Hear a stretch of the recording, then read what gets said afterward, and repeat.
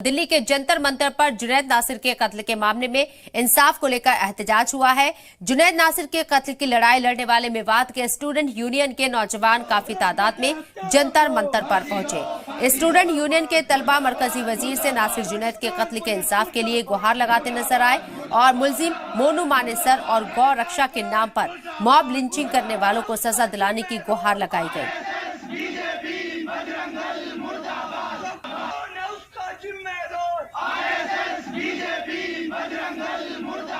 इंसाफ के लिए ही आए हैं यहाँ पे। हालांकि हमें उम्मीद तो नहीं है इनसे, जैसे ये कर रहे हैं। ना तो हरियाणा सरकार कुछ कर रही है, ना तो FIR तक दर्ज नहीं की, ना राजस्थान सरकार कुछ कर रही है।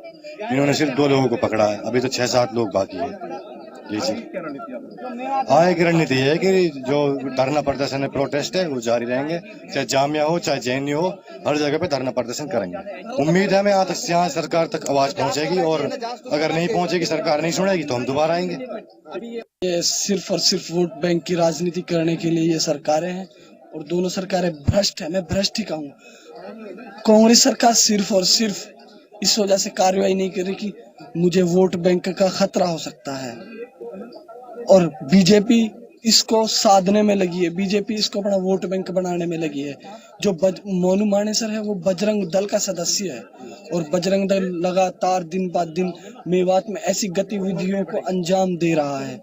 हमारी वहाँ पे मेवात में ना ही राजस्थान और ना ही हरियाणा में हमारी आवाज़ सुनी जा रही है। राजस्थान सरकार और हरियाणा सरकार वो सिर्फ अपनी वोट बैंकिंग को देख रहे हैं, और जो नेता हैं वो सिर्फ अपनी वोट बैंकिंग देख रहे हैं, इसीलिए वो उन पे कार्रवाई कुछ नहीं कर रहे हैं। इसीलिए हम सेंट्रल गवर्नमेंट से ये उम्मीद लगा के आए हैं कि हमारी आवाज़ सुने और मोनू मानेसर को फांसी दे, बजरंग दल को बैन करे और हमें सिर्फ न्याय दे।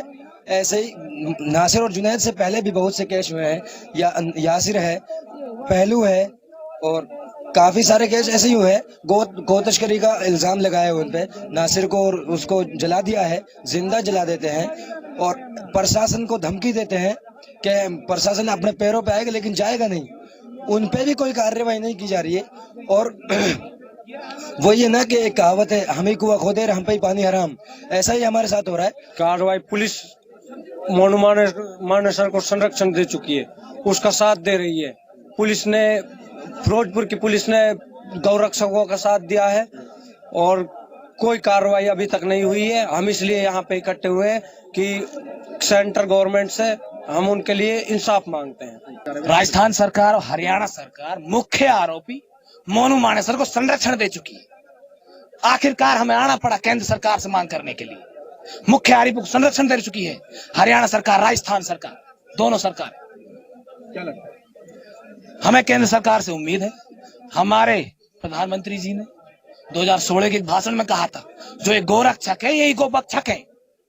हमें उनसे उम्मीद है कि हम इंसाफ दिलाने का काम करेंगे।